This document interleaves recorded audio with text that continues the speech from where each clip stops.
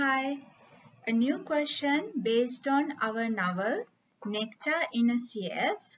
So today our question is analyze the portrayal of womanhood in the novel Nectar in a Sieve in eco-feminist perspective. So we have new word ecofeminism. So you are supposed to analyze the word as usual. So let's see. What do you mean by ecofeminism? We can take the two words, both womanhood and ecofeminism. So ecofeminism, it's basically about women and life on earth. You can make a brief definition as women and life on earth. And it is something that goes parallel between the earth and the woman. Or you can base it as connection between the domination of nature and the exploitation of women. Connection between domination of nature and the exploitation of women. Because both women and nature both are subjected or both exploited in the same way. Or the oppression of women, or the exploitation or the degradation of natural world. So that the ecofeminism, basically as I told you earlier, it's basically about women and life on earth. Then we are supposed to analyze how women are subjected to exploitation, or how the nature becomes subjected to exploitation. Plus that you can talk about nature, because nature always associates with motherly qualities or the feminine or tender, the things like reciprocating. So ecofeminism, the concept you are supposed to analyze. And if you take the word womanhood, what do you mean by womanhood? You can have some synonyms like womanhood is what? It is maturity, femininity, it's gentility, or the maternal. Every woman can be a mother. It's not like you are not supposed to be a biological mother. Every woman has motherly qualities. And the capability as a woman, the experience a woman gain, and the fact that a woman can act as a mother, woman becomes a mother, woman becomes a wife, sister. And those things are associating with the feelings like gentility, generosity, kindness. So all these things. Then if you take nature and the concept of nature and woman, both are treated in the inferior way in some of the different contexts. Especially here we are going to analyze the rural women in India. Then you can see both nature, women, both treated in an inferior way, or both have the ability to give birth or to nourish. Similarities. So the question once again, analyzing the portrayal of womanhood in Nectar in a Sieve, in the novel Nectar in a Sieve, in eco-feminist perspective, right? So we are analyzing the womanhood in the perspective of ecofeminism.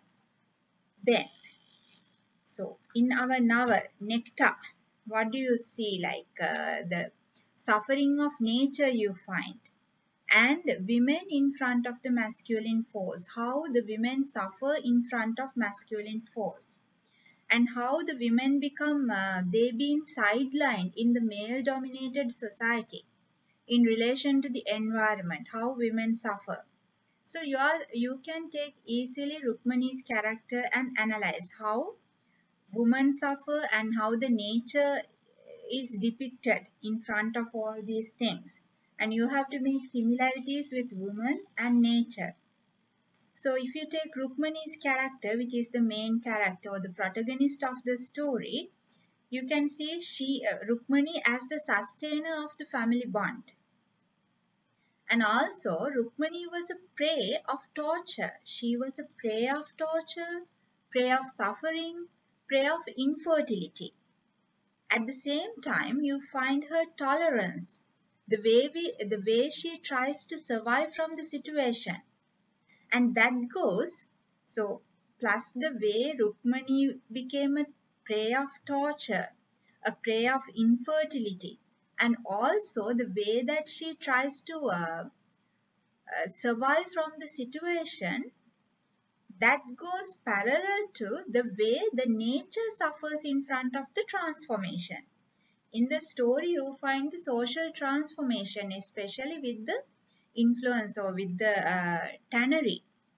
So that you see Rukmani, the way she tries to survive and the way she became a prey, that goes parallel to the way that the nature suffers in front of transformation.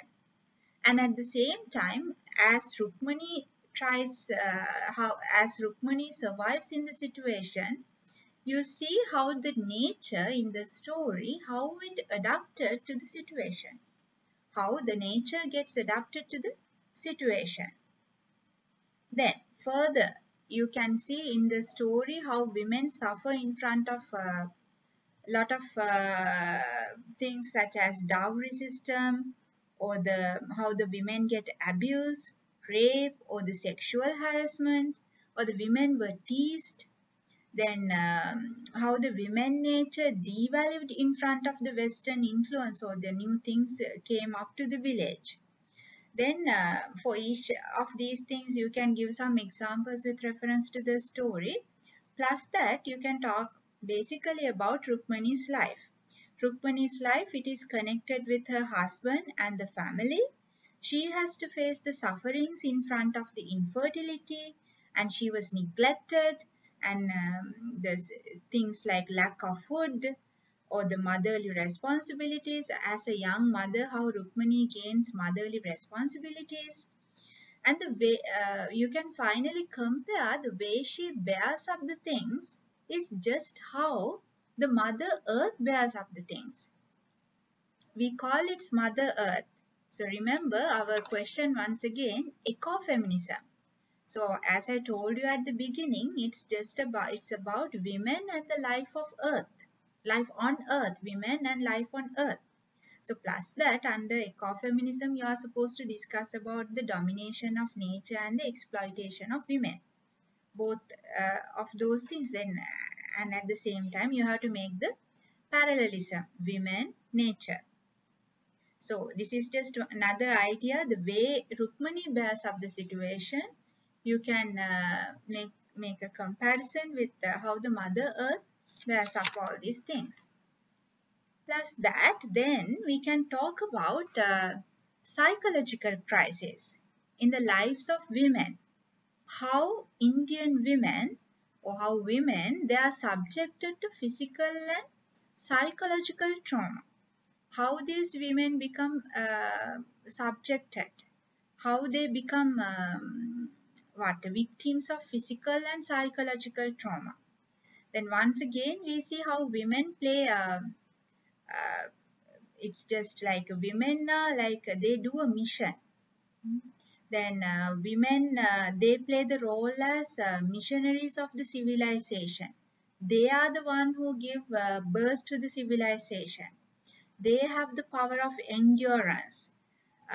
They have the love that contributes to the love that a woman has contributes to the happiness of other people. They are ready to accept the life with all the difficulties. So once again, all these things what I told you, beginning of the civilization, endurance, the way they contribute for the happiness of the other people, you can nicely compare with the environment or nature. Then at the same time, how women become they become a silent sufferer, as Rukmani could bear up everything silently. She could bear up everything, all the problems. First, especially we see as a young girl how she could bear up all these things.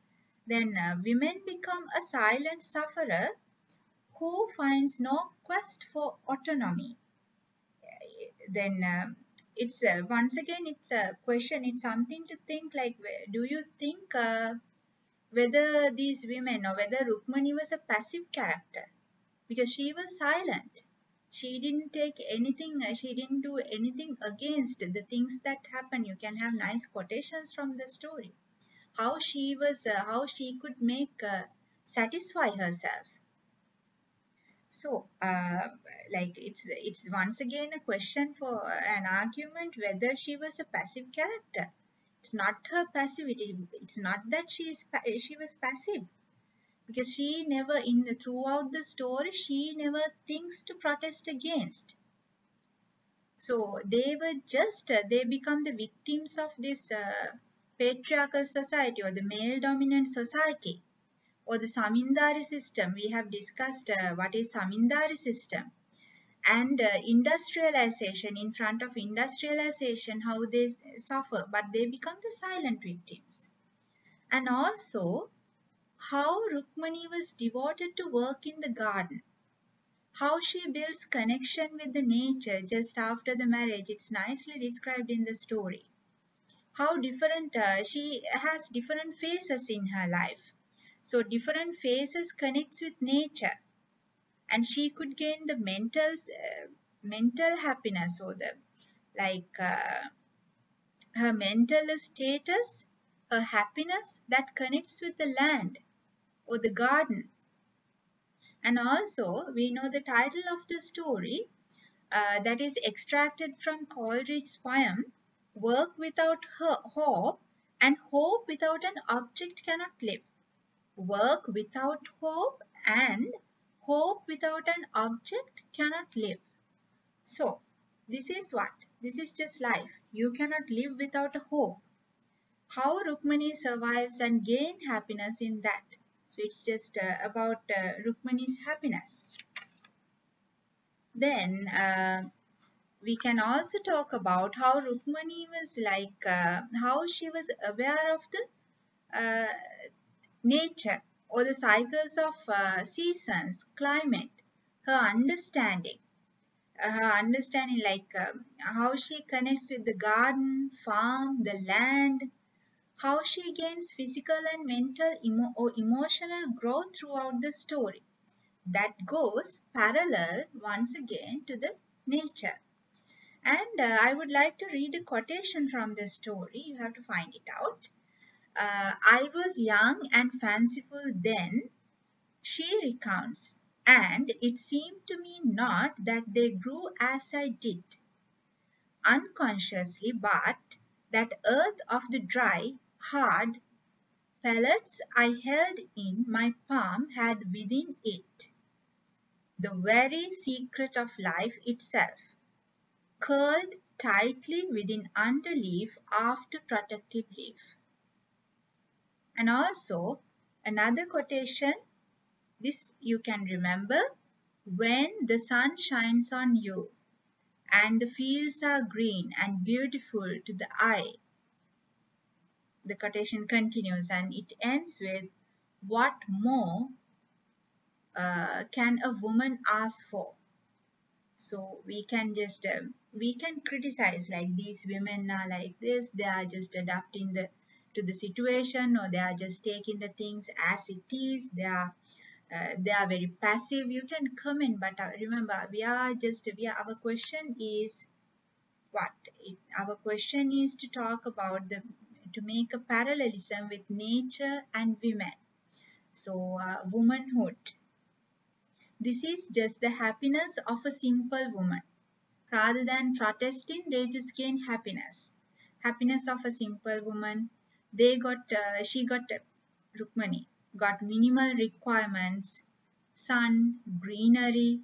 That's the joy. That's the happiness. So women's also throughout the story you can find how women sexuality compare with the seeding, activity of seeding. At the very beginning, the second chapter or the third chapter, you can find Rukmani takes the pumpkin seeds and that is compared with her the woman's sexuality or the fertility.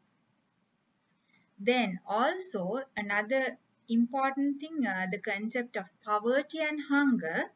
There we see how the woman body transforms into a commodity and they emerge with prostitution. So that women and prostitution, the main reason was poverty or the hunger. Then there we see how women body transforms into a commodity and emerges with prostitution. You can easily compare with Ira's character. Kunti also you can take, but remember both became prostitutes with two different reasons. So that you have to separately analyze. Then finally, how it is just the women struggle in front of all these things, the urban things, the natural, the village life, urban life, you have to compare. So the question once again, it's a little bit hard question. Analyze the portrayal of womanhood. You are supposed to analyze the womanhood. You can easily give examples, the words what I told you, mentioned you about womanhood. What do you mean by womanhood? Then in this novel, in ecofeminist perspective, so we are not supposed to go beyond this concept of ecofeminism. We just briefly take what is ecofeminism and just make a comparison. Womanhood, ecofeminism, what do you mean by ecofeminism? And you can make a parallelism with the womanhood and the women, especially Rukmani's character, then Ira, Kunti, and take the women characters in the story as other minor characters as well. How their life connects with nature, then how they survive. You can make comparisons, you can see the differences. So you have to make your own structure and make a nice answer based on the question. So I think these points will be enough for you to make a nice answer. Take half an hour, do this question. Thank you. Bye.